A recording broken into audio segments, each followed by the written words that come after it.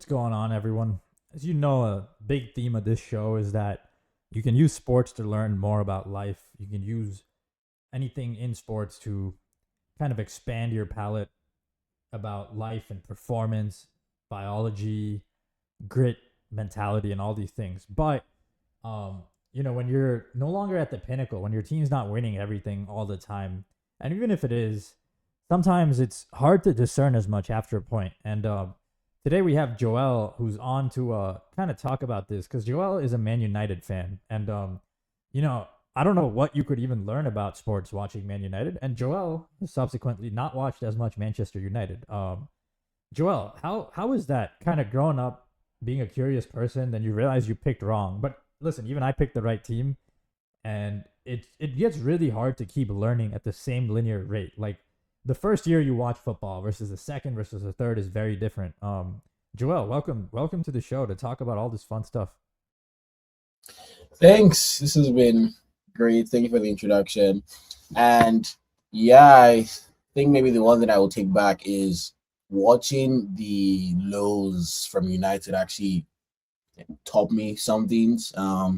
But in the long run, compared to like the first couple years I spent in the sport, I did find or observe that I could, in essence, like predict, oh wow, this is going to be a bad season for Manchester United. We've seen this before.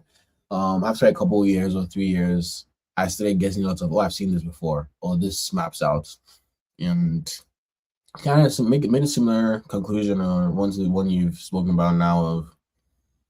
I suppose it might not be worthwhile for me to spend as much time watching the actual games, even though I still do want to develop or make some impact in this field. Yeah, no, that's it's definitely fascinating. So, I guess like I want to wind the clock back to when we started watching and kind of go through time. So, I feel like when you first start watching, every single game is like a chess match unfolding. At least for me, that's what I used to see. So, I'm like, okay, like yes, this team is great. They have so many points, and that team is so great. They have maybe they're worse, maybe they're an underdog. But when you get onto the pitch, both the underdog and the favorite, it's the same. It's like 11 pieces. You're out there. You have to survive. You have to win.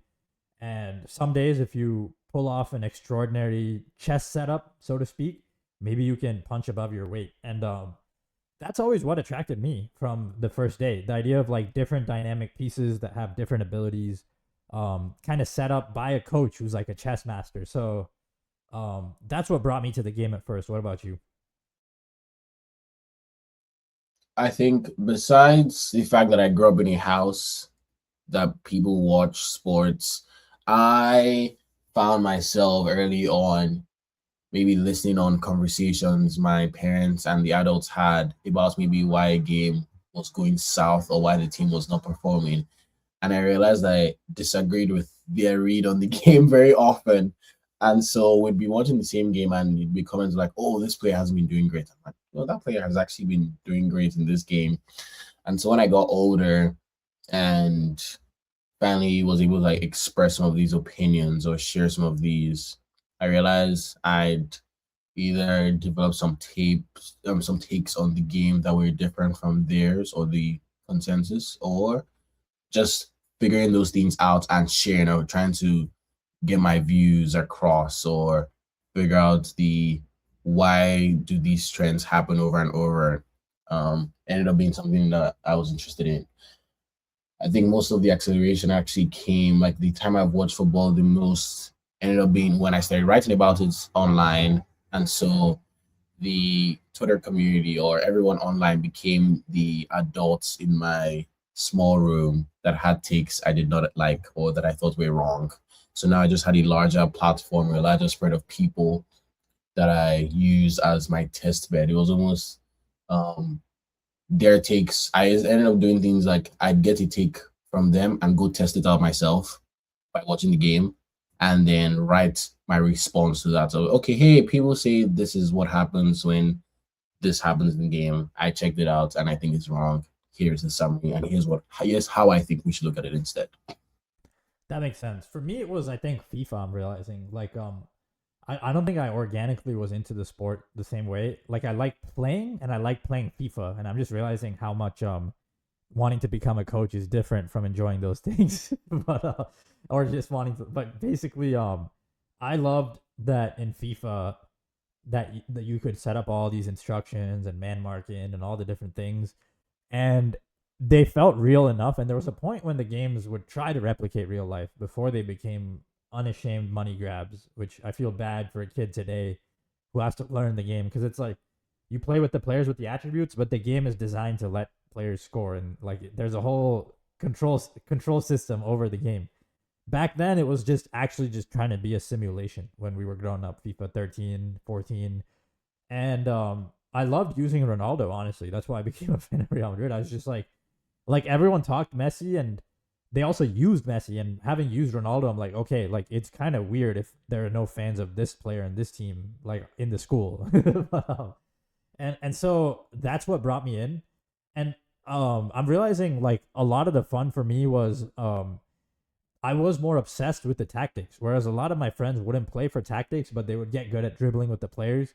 My whole obsession was like, where should I get the guy to stand and all that. And it comes back to chess. But I would say like I'm realizing a lot of the learning I got was from the shared experience of consuming it with my friends growing up. And I think I don't know why, but just grow like if you're not in a place physically in person and having that communal experience, I think the benefit to the individual goes down. And you at some point maybe we started aspiring to work in sports, so we get super granular and nuanced with all these things. But I feel like I think community is where we got into it at first. And I feel like some of the analytical sides and watching every game for the sake of it to have the right take, it's because you view yourself as a take guy, that starts taking away from the enjoyment of the sport. Yeah, I'm definitely agree with that last point. So two things there. First, the community. Yes, a lot of that deep intellectual work of being able to dig in is and was possible because there was a community for it in some sense of maybe at that time, um, the Joel and the Sid who were in those spaces felt maybe satiated from the community of other people doing this kind of work. And that has changed a bit now, which I'll get back to. And the second point about sometimes now even just the work of or the opportunity to watch a game becomes kind of tasking when you've spent lots of your efforts maybe drawing value or trying to draw almost reads or recognize patterns through these games. And so I think that's probably the better approach of what happened. Of I think I first started realizing that watching some games, even casually, was draining me, where I had other things happening in my life. And while that happened too, I also realized that I also wasn't learning as much from the games as I used to learn, that used to make that trade off worthwhile. So it was when that trade off no longer became worthwhile that I extracted myself. Yeah, and why I feel like how many United fans would you say are like yourself? And I just don't relate to the type of fan that can watch losing for a decade. I just really don't understand. And I feel like we all started inhabiting these online spaces where we could find people like ourselves who are super addicted to the tactical side. But that makes it feel like you're obliged to continue following the team. Like, and I'm just realizing how much like football Twitter, for example, has created this sense of FOMO where every time a game happens, and I remember when I first started being on Twitter, honestly, in a sense, it created like I moved to America from Singapore. I don't have my friends in Singapore, but I still have the WhatsApp group with them. I can react to some games, but it's the fact that I have this live Twitter group chat that gets me really engaged. It's like, oh, like these people are seeing the same things as me. But I think as a kid, it's one thing, but I just you just get older, and then maybe you see the guy who's paid by ESPN reacting as if he's enthusiastic for the same game, but you don't realize like, yo, like go focus on your career. Like that's not there for you. And I just feel like a lot of these people who consume it purely as a hobby, their goals are a little different. Like they can't like fundamentally there's this belief created on football Twitter that you are like only a loyal fan if you consume all the games. And it's just this very delusional, twisted thing that's far from reality.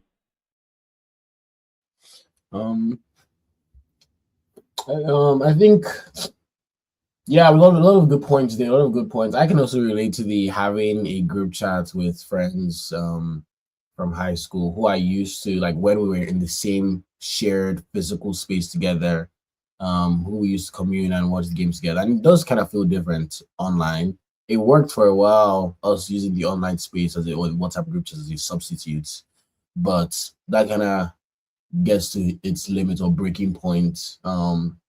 And the other bit there is I actually don't know many fans like myself in real life who have like I don't know many fans or United fans like myself in real life who have decided, okay, I'm actually no longer like the game is no longer providing X value and I'm going to just stop watching because I can.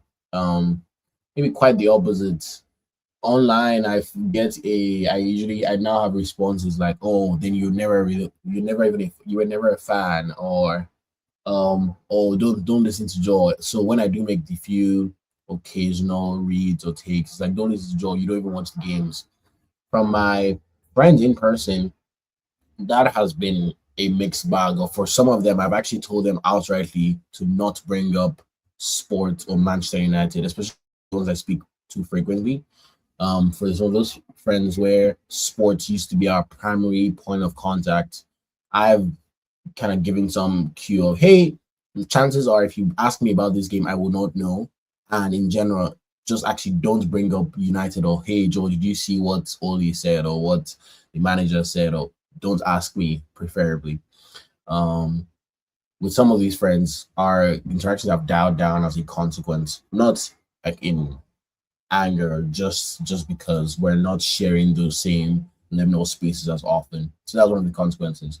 But no, actually, I don't know many other people who have made this kind of similar recognition, at least for my many United fans. When I speak to some professionals I know in a broader sense, I find that this is something that does happen, especially with this big, like these very time consuming hobbies where you do meet people who are older who tell you things like, oh, yeah, I used to be a huge gamer and I had this community and now I don't game anymore. Or I used to support Manchester United or watch sports all the time and now I don't do it at all because I just realized it wasn't worth my time. So that is more consistent when you zoom out and ask people who are successful 10, 20 years down the line. And I even think about it before I came to this realization. I actually did already have some, um, I say successful by whatever metric you use. I've had some of the people also be intrigued by my own exploration in sports, then also tell me, oh wow, that's actually at some point too, they were interested in that. And now they don't actually have time. Not even have time. They've like kind of chosen to not commit their time to watching any sports or playing video games or say shows, watching shows or something like that anymore in favor of the niche or whatever path they've now focused or honed in on. Yeah, I mean, it takes a lot to differentiate now. And, if you're successful and you listen to this show, I'm not trying to knock people who watch Real Madrid successful. We want successful people to listen to this show. But it's just interesting to ponder in terms of how much can you learn from a game. And I was talking to LeConte, for those of you who listen to the show. We were talking off air. LeConte is the coach who comes on the show, Joel. And he's coaching right now and moving and changing setup before he comes back. And even he was saying, like, I'm coaching now, and like even with these kids or whoever he's coaching, like I can only change so much between each match day. And that I think is something interesting, because when you look at the people who watch every game and talk about it, most of them are fans who are emotional. Then it's actually either content creators or scouts who work for the team. And when you go look at that, content creators, like, one big qualm of mine on this show is that if you really want to look at things tactically for any team game to game, not that much can change like every single game. So you end up repeating a lot, and the whole act of repeating the same things gets draining to me. And then that's where I started asking the question, like, who are the people who watch every game granularly? And it's like the coaches who do themselves, they don't expect so much to change, the people who are involved. So why do you watch and like get mad when something doesn't change? I think that's something super interesting, and it ties in with the limits of human behavior. Like, these are human beings who are getting on flights every 3 days and playing, going on buses. Like, how much can you even learn in that type of environment? Not that much. And yeah, but just some miscellaneous thoughts. Like sometimes I feel like fans watch expecting so much to change without realizing like some things are set in stone when with that level of travel, with the lack of coaching time, and I guess knowing how little you can change on the training ground makes the makes me wonder like what are these people doing watching every game? There's definitely the case for we can tell the case for coaches, why the coaches watch the games, why I say the analysts for the um clubs watch the games. But even then, I'd say another misconception people have is that you need to watch all the games, which is kind of what you said, that you need to watch all the games to be able to make like live commentary or to have an updated take on what is happening. In reality, some of these systems and frameworks you build, some systems and frameworks you build earlier, from watching older games or just awareness of this is how this club typically does things, or this is how this manager typically sets up,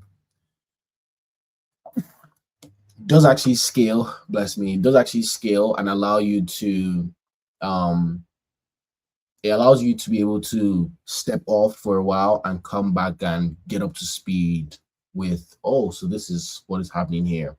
um and I think that's just a good angle of, if there are four sets of people that watch every single game, diehard fans, coaches, the coaches of the teams themselves, the analysts of the teams themselves, and say the content creators that have 100K subscribers on YouTube. There's only one group here that is losing. There's only one group here that is not making a livelihood from watching every game, and that's the diehard fans. Yeah, yeah. But you're saying that diehard fans are the only group that kind of like really lives and dies with each game, or what do you mean? Yeah, I said, well, if the group of if we said four groups of people who watch every game are the coaches of the teams themselves, the analysts or scouts for that team themselves, and say um content creator, but like one of those, I don't know, for United the equivalent would be Mark Goldbridge, who does live watch alongs, but also has almost, I don't know if he has a million followers or a million subscribers on YouTube. And so, and the diehard fans themselves. And so if you look at the spectrum of those four sets of people, three of those people or three groups are making their money from watching every single game. Like they're earning a livelihood from watching every single game and living their lives out of it. But the diehard fans are trying to live their lives out of it and also committing or punishing themselves to watching every single game. Yeah, and I think this is where sports is competing in the future. Like they're not competing with sports fans anymore. Like you're competing with the best TV show on television, or I could be watching a movie or YouTube at this point. Like you could, instead of watching another 2 hours of Ruben Amorim's team just fucking suck, you could go to YouTube and like watch like something about geopolitics, something about cinema, get an analysis of Man United when the watch along in that time. And yes, it's not firsthand knowledge, but if you're watching for fun, it's not like you need firsthand knowledge. And I think like and that's where I've started wondering like how many football games were fun like to watch as art as opposed to like when I wanted my team to win. And I'm realizing like I've enjoyed it primarily as a general or a soldier who can like envision being in battle, who thinks about how the players are gonna do in battle. But I can't just follow along for entertainment like a TV show. No episode like if not all the TV shows are the same, not all the seasons of every TV show is the same. So to watch the same TV show and watch every season of it, I don't understand that. I will say this, something really funny, Joel. Uh, in 2016, when Real Madrid appointed Zidane, they were debating internally about who would sack him if like he failed. I would also at reach that point where I was debating internally if he failed, what team I was gonna support because I'm not. Yes, you can call me a glory hunter. This that I'm obsessed with winning. I care about who wins, why they win. So if you're watching the TV show that way, Joel, I don't watch like, and this is going back 10 years. I'm happy to say it on the show. While I've been on the Managing Madrid podcast, I've watched more Real Madrid football than ever. But before that, like I watched the Champions League and I watched like Arsenal Bayern, Arsenal City.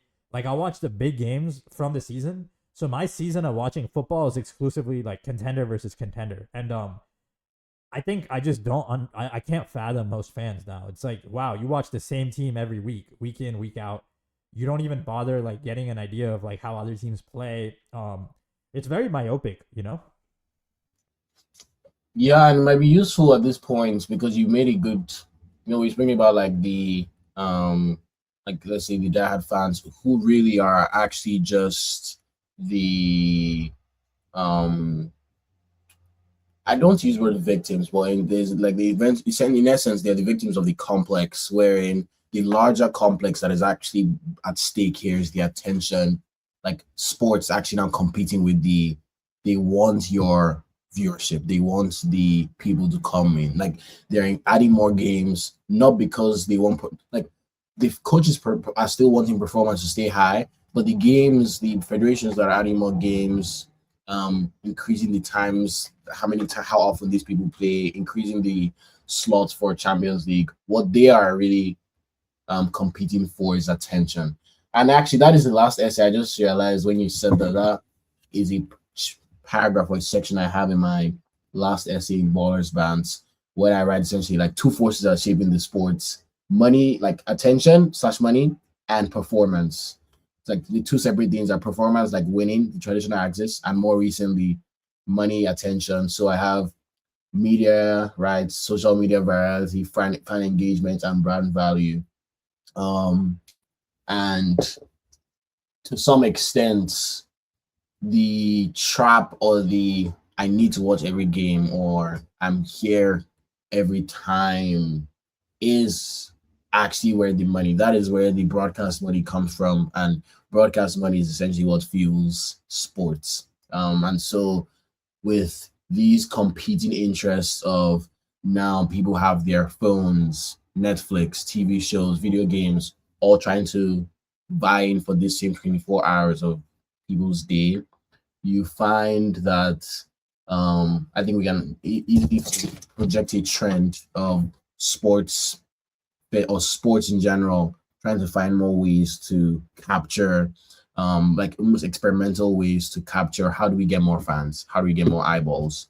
The NFL are still playing games, live games in other countries. Similarly, I think La Liga and some of the European clubs have also experimented playing some of their games in the US. All of this, I think, you can tie back to that trend of competing for attention and competing for eyeballs.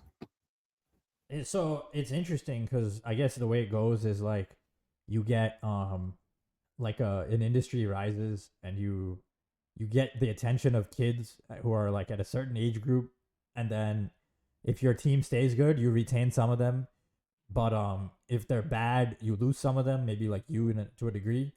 But I think what's shocking is just how big the marketing budgets are. So somewhere like United, like the amount of attention they harvest successfully is just shocking. And yeah, I guess like it's an interesting convo because I always say to people like if it wasn't Real Madrid winning, I would have stopped following football a long time ago.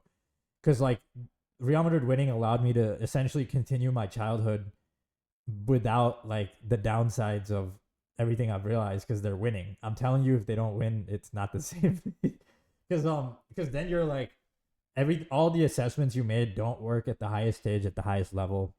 Then as an analyst, I'm like, okay, what's the point? Like none of this shit's gonna work. If you can't execute it to win the Champions League, I just don't see the point. Like I know that's a very Real Madrid thing to say, but like if we're gonna spend 10 years not being there, I don't know how much you can really learn about football if you're not near the pinnacle of the game as Real Madrid. But yeah, as far as United though, like so how does this work then? You get like millions of people and they're constantly just putting their logo out in front of more and more people. Like, do you meet new United fans? Like, they're still there, right? I mean, they still make so much money somehow.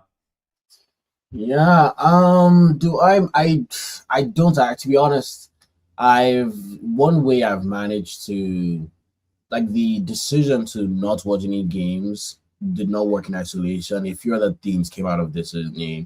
Um, being for more essentially just designing the environment. So where are the entry points for me to watch those games or to be involved? There was like the group chats. They're the friends I knew who I'd catch up with maybe before, after the games. There was Twitter, there was my blog, which at some point was primarily Manchester United focused. And so that switch actually happened in a I started writing about other things or bigger picture things than Manchester United. I stepped off some of those group chats or archived them with friends and family that used to be United adjacent. I'd tell them, like, sometimes they didn't get to do the drift, maybe because, like, oh, Joe has some good takes, so I still want to get Joe's takes. But I did tell, like, outrightly, don't ask me about United, or I've not seen it. I've not watched it. The last game I watched was months ago, so don't ask me.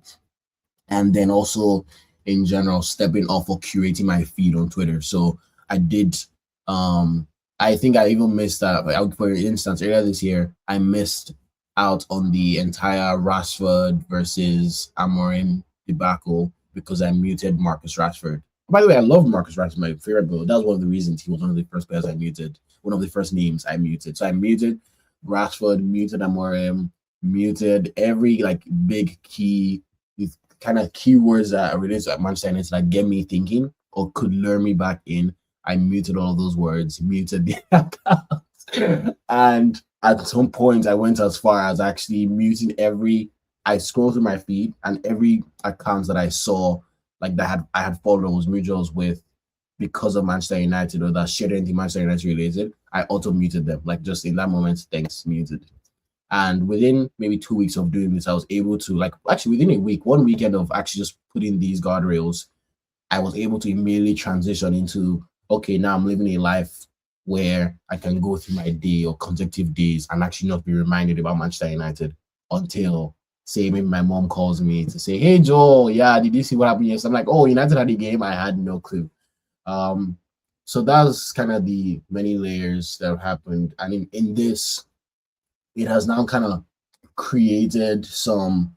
I've found myself maybe reflecting or musing about the things I already did know. When I do get reintroduced to the sports, it looks like a challenge of, now, Joe, how much do you really know about the sports? Like something gets said to me, and then now my brain is actually working extra hard to like maybe pull from the context or systems I've already built years back or a couple years back. So it's actually been it's been more stimulating, more challenging, but it has given me like a go. So you guys go live out the experience and come and pitch this very specific problem to me, and let me see if I've actually learned anything to tell you whether that was predictable. Like almost like to give you a read of, here's what I think about that.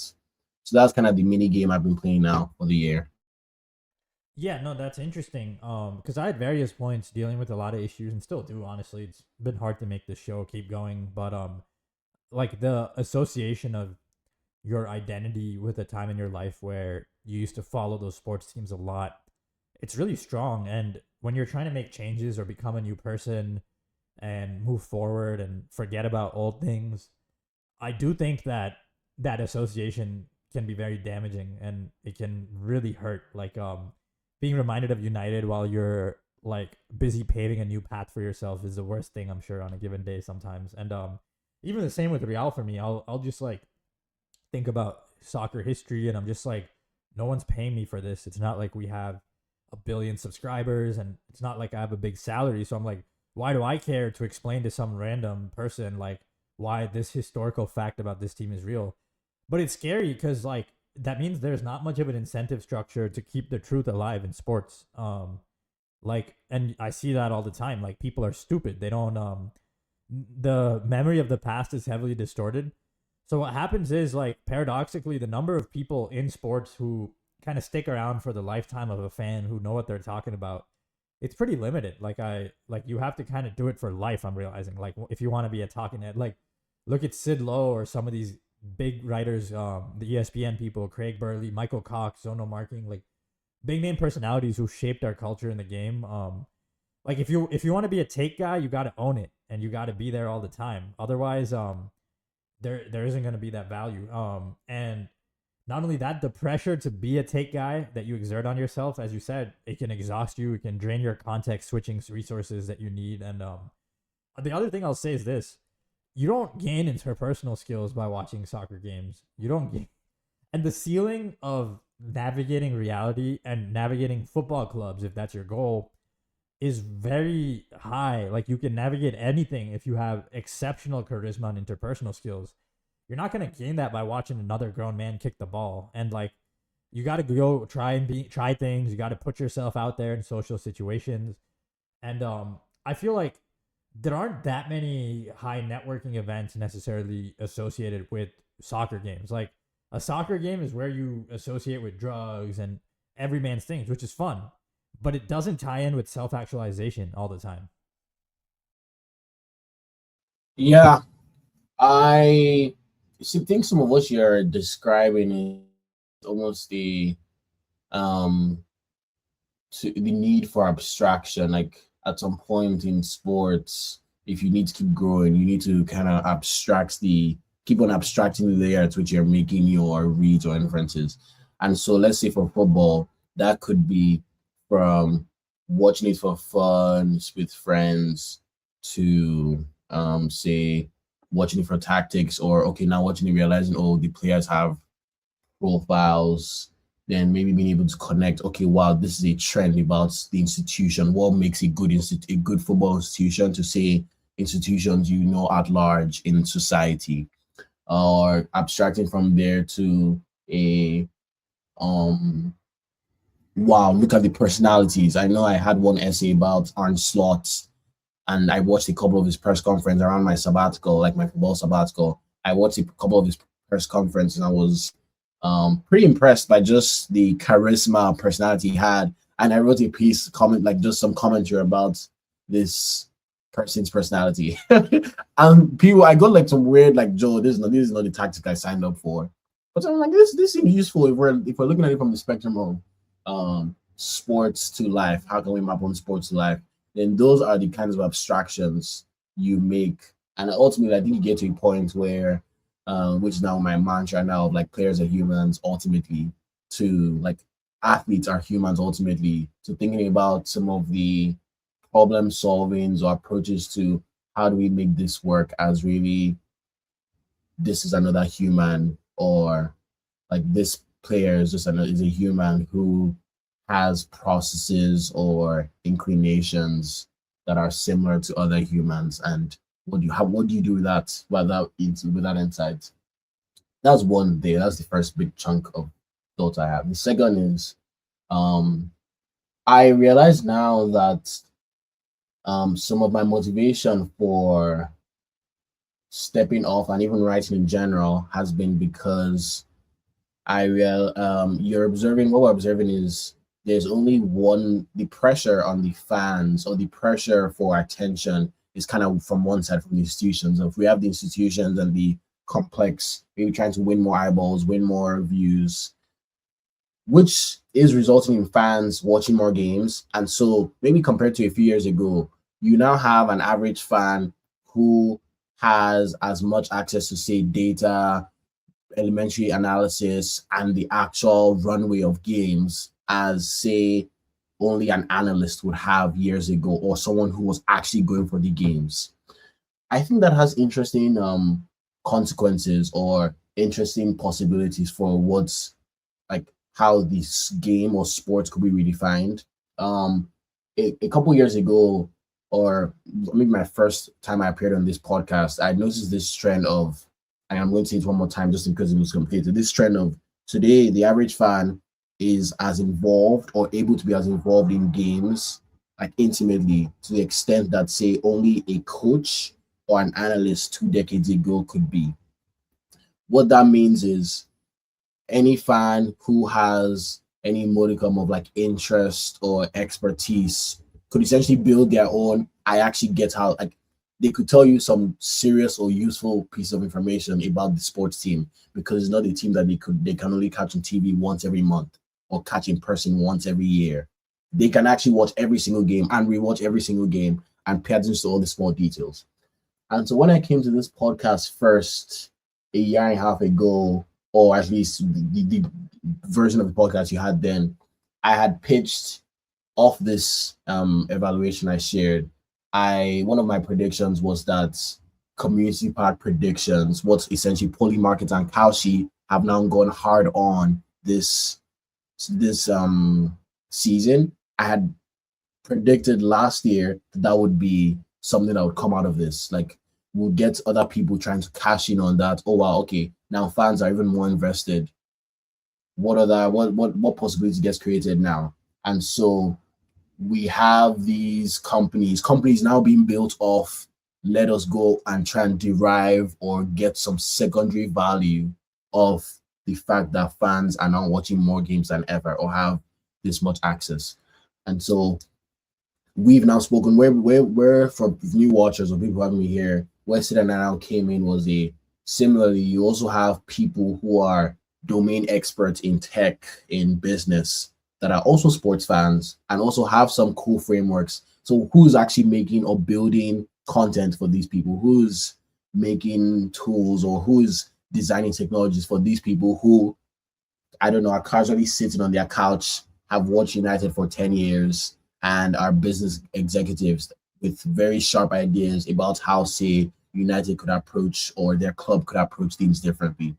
Poly Market and Kalshi has so far, um, like, especially this season, has now actually started pitching or targeting that secondary, oh, let's go get people. Maybe not in the exact way I thought it would happen. I was thinking a model more like Metaculous, where it would be for the community, like public benefits, group of 10 super fans thinking about the game and predicting for whatever. But that's category of fans where, again, we're talking about um, domain experts who happen to be sport fans. Um, so domain experts, really sharp, smart, technical people who happen to be sports fans. I still think there's a gap or opportunity for people to build or for us to build tools and technologies for those people because essentially what that means is you no longer only need to rely on, say, the content creators or the analysts to give you good, useful insights. Anybody could give you useful insights if you're able to abstract the problem sufficiently enough to the level in which they can bring in their own experience in. And this is like the exact liminal space that I'm trying to write about and build in now. Yeah, so it's interesting because like we actually engaged that exact type of fan on this type of show because it's like we obviously have the guys of doing post game shows and tactics, but we also do this stuff. And I've seen over time there's still two types of that smart fan you're describing. There's that smart fan who's in a very high place, who's actually just a really funny casual when it comes to sports, who just wants to consume it. Because I've seen those. And then yeah, there are smarts fans who are also like smart about it. There are a lot of stories. A really funny one was Bill Belichick of the Patriots when he left. He needed a job at UNC. Marco Rubio, the American politician, actually made calls to help him get the job. So it's like you never know who's watching, right? Like you never know who likes you. And we've definitely gotten that vibe out here. We've had people reach out to us, ask us to keep going, and it's not, who people don't listen to like that's the thing. This type of consumer doesn't always consume like stuff content creators put out. I think the challenge is that this type of consumer is a small ratio of the total consumers in sports, but I do think there needs to be more spaces for them because they have more money, they're more willing to engage, and you can create experiences that are designed around them willing to spend money. And I personally think in-person stuff is the future for this because like I am sick of dealing with people online who have never socialized. Like we've all, we all grew up in this pandemic world. If you're young or younger than me, all you want are fire in-person experiences. Like you want to go rub shoulders, bump shoulders, like playing drinks with people. Like we have enough shit that you can do sitting down on your couch while you're off drugs. That like there's enough stuff that the world markets now. So there's enough stuff. There's enough TikTok on your phone. We all know that exists, and I think because I'm just realizing like for me, if sports were a way to go out and honestly like meet women and do fun things, I would do it. But I feel like if I'm going to a sports bar, the type of audience that's normally there, it's not intellectually stimulating for me. And it's the same thing space that popular content creators have online. They create a space for these people who are drinking at sports bars. But if there was a space that's more refined, and a good example I think Real Madrid got close is like if you can turn it into a entertainment lifestyle brand. And so Real Madrid, I think they have a theme park. I don't know if they've gotten it I don't think they got it where it needs to go though. Like they need a serious like Gareth Bale 4D experience, like train roller coaster. Like I wanna feel physical sensations of adventure and epicness. So if I could go to like if like Real Madrid turned into the Universal Studios and had a theme park, or if they had a cafe like Tesla has started doing their cafes. If you've seen like these in person things are popular. I think that's a big way to go about it. But in general, Joel, the answer is that sports finds it too easy to engage the consumer who's not as wise because there's so many more of them getting born every year, and we're like the meta consumer, the post like sports complex consumer who and they just realize that they can keep marketing to the new consumer every day, and that's more lucrative than trying to find the 10 of you and me who exist. And it's not just 10 of us, it's people. A lot of you who listen to the show are smart, I get it, but like just look at the numbers on our Real Deal. If you really like us, go like and subscribe, comment on this, because we don't have a million subscribers to listen to our post game shows. Like more people will listen to some clown go and make a clown of himself about the post game, even if he has no idea what actually happened. And but yeah, just some thoughts there because I think about this a lot, Joel. And the reality is, if we had an easy answer, this show could stay alive, but we don't. And it's been a battle to keep this show alive for the same reason, the unit economics, you know. Yeah. I think it's cool that I think this is probably this past 10 minutes is probably the at least for me this is probably the sharpest or most precise. We've been speaking for a couple years now, but this is like the most precise we've laid this thesis out of what has happened or what's happening. Um, and I think maybe my one pushback I have is I don't know that I've fully resigned that I've I don't know. No, my pushback is something like I think that point you made about what does it look like to curate the experience. So I those two categories of fans you spoke about of the fan who I'm going to use the word to domain expert who is just watching casually and domain expert who also has serious takes or has sharp. I've taken some of my recent work on my I've not necessarily life mission, but some of my personal goal to think about how to convert those fans. So I've but the last thing I wrote was a oh wait, this is actually related. The last essay I wrote on bonus bands, wow, I've actually was what happens. That essay where I read about the water sports converging on. The title of the essay is what happens when you get the smartest people in the world thinking about sports. October 31st. That was the last essay I wrote for Ballers Bands, but also because that essay in some sense kind of marked the transition of what I'm now looking at thinking about doing, like what the extent to which I want to continue engaging in sports. So it is a okay for that fan you described who is a like domain expert but is watching casually. I'm like, okay, what do we need to do? What could be done? Do we need to do to convince such a fan that it is worthwhile to apply some of their new in sports for say both of us if say I was starting a sports institution or I was leading or developing a sports institution, in what ways could I directly draw on lean on those the expertise from those people? And kind of more on that, it gave a broad spill of off just tweeting about United. I gave a some of the people who subscribe to my blog are the former coach of the World Top chess players, which is so Magnus Carlsen's coach, former coach for like a decade, is also a United fan and found my account solely of just me casually tweeting about United. Um, I have technical director of a national cricket team, former engineering manager at a multi-billion-dollar tech company, founders, state commissioner in my home country, doctors and physicians, high school classmates who are now new software grads. So you do have a broad spectrum of people who, by any means, outside sports, are doing reasonable, making headway in their own areas. I think I don't have sharp ideas about how to like very sharp ideas, but this kind of reason we wanted to work together. I think it might be worth the intellectual effort to think about ways to design experiences to win or almost win, like buying or win these people over. Those are the reasons I came up come back on this pod. I find this conversation worthwhile, but also the kinds of people we would attract. And it's the only reason I still have my blog.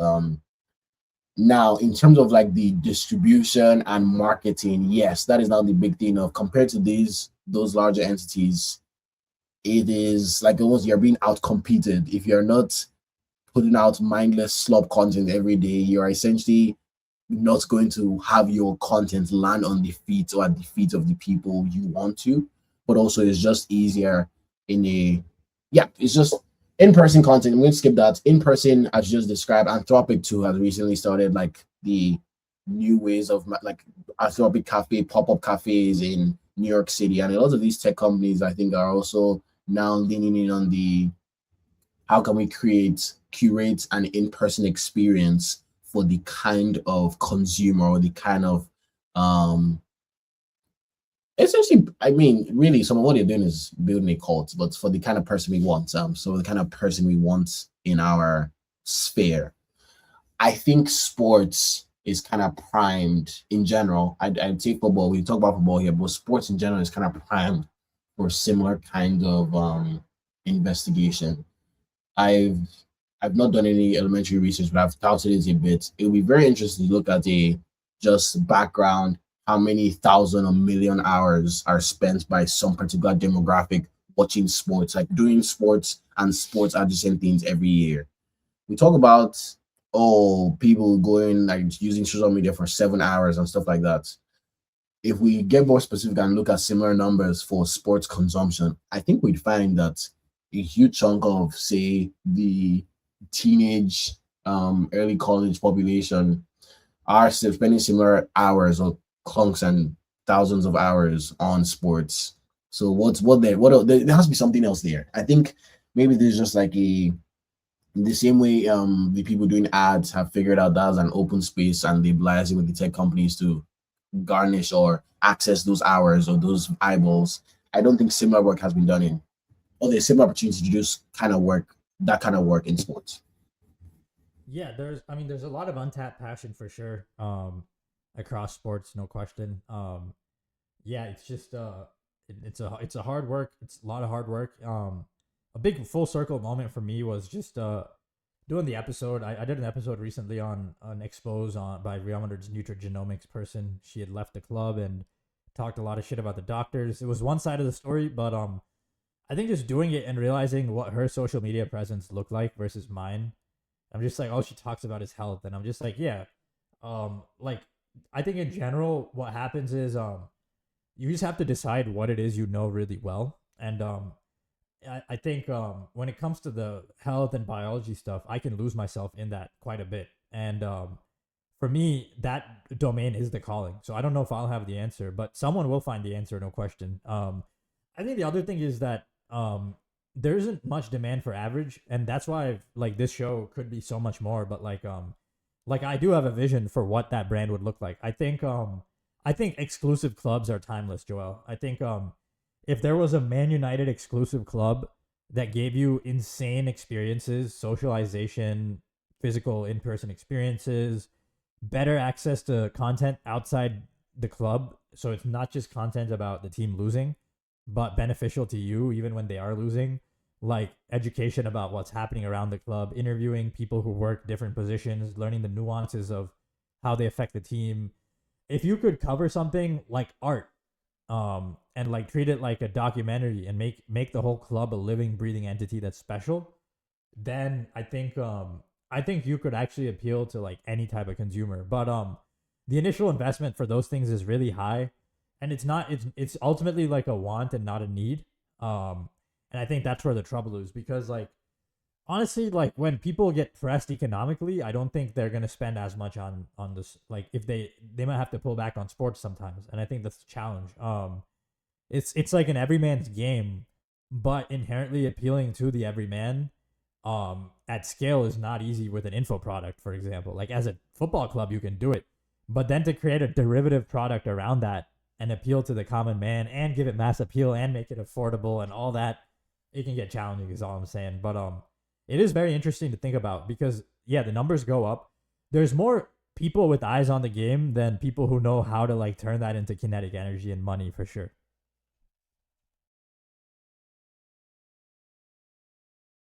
Yeah, that is all sharp thoughts. and I don't know this guy. I've liked this conversation because I'm actually probably going to rewatch this right after and take some notes because I think yeah, just a lot of thoughts, a lot of adjacent thoughts, and I'm just grateful that we had the chat first off, but also just lots to think about in terms of um my brain is foggy, but lots to think about in terms of what next in sports. I think we can answer that with like a what next? What next for you? What next for me? Like what am I digging into? I think for me the what next is I actually recently wrote like a I told one of my friends to pretend as though he was an investor, asking me, "Hey Joel, what is the next opportunity? What is worthwhile to build or investing in sports?" And so I was like, "Just pretend you're an investor and ask me to write you an email." And so I wrote him an email with like 5 points. I don't know if I'll share all of them, but I wrote him an email recently with the five.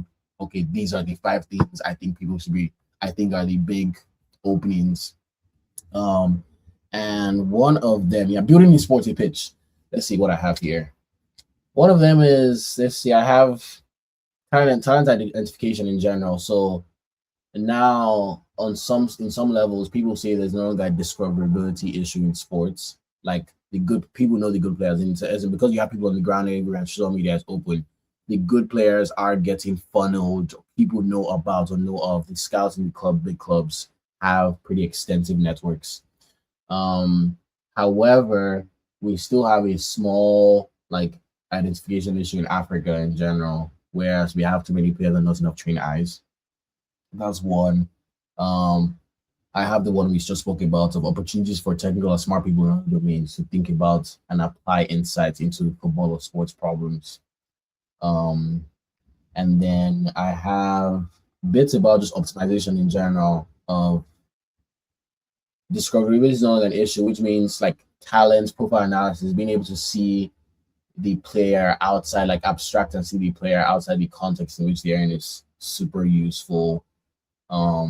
Yeah, essentially again, but I think we're just at that point where even when I start writing all these problems, these are very different problems that from what Joe would have written a couple years ago. And all these problems now I might just be they're problems that could be if you switch a couple words out, this is just a what does it take to build a great institution problem. Like is a problem that's very adjacent to what does it take to build any great institution in our society, like in the age we're living in. Yeah. Yeah, totally. No, that makes sense. I would say on the flip side, my future is I used to have the aspiration of working in sports for the longest time and finding a niche, but I've kind of realized with these service and entertainment businesses, there's a element of you just being part of the clown gallery, even on the show sometimes, like with the comments and the way people talk to you, and like you're just there for other people's entertainment, and when you that's where the travel, like the money comes from, but also the travel and the toll it takes on your health. It's everything has a high cost, and yeah, I've been wondering what to do because my dream would be to kind of help Real Madrid with their health stuff. That's something I think about a lot. But at the same time, it's not always sorry, I just muted your mic in case it was echoing. But yeah, the basically if there is a if there's a need to kind of become an independent person who controls your time, it's not actually ideal to be in sports if you kind of want to like manage your own life, focus on your health, go hang out on the beach in the sun.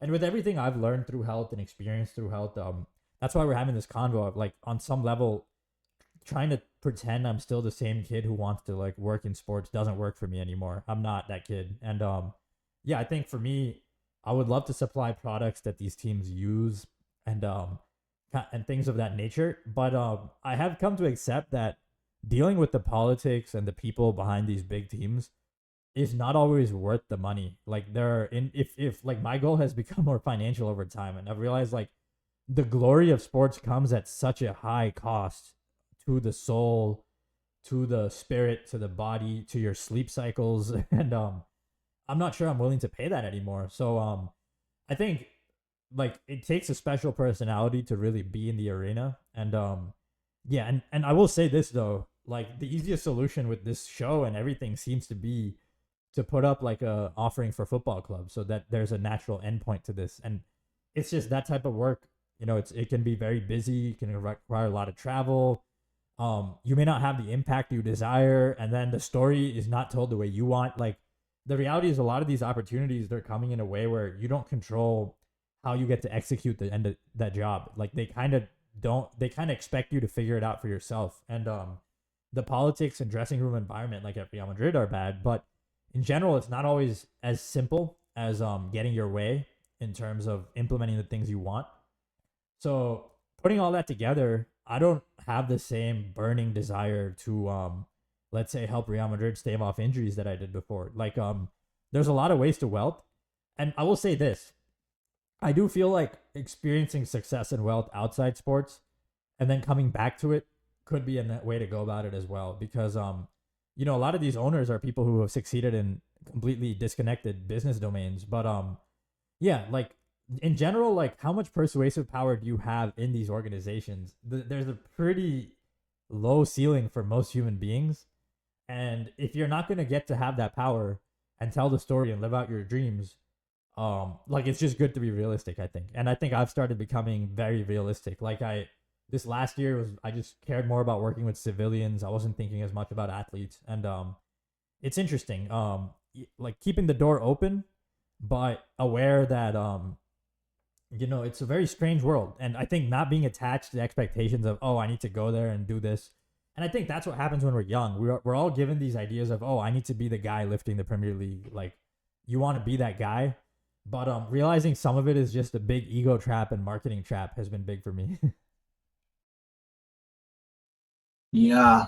Um, and I think I'd add one more and say, just back to something we spoke about halfway in this through this podcast of um realizing that community can be important. And so whatever I do, I think really the goal I'm working towards is, in what ways can I build the community, or attract, build, and like sustain a community of thinkers or people that I want to spend time with. So whether through sports, like whether about sports or just at large in general, I think there are definitely more. Yeah, there are ways to do that. And so that is probably even a good entry point into this friend I was talking about, who I told to pretend is an investor, falls into the category of smart friend who's now a software engineer that watches sports casually.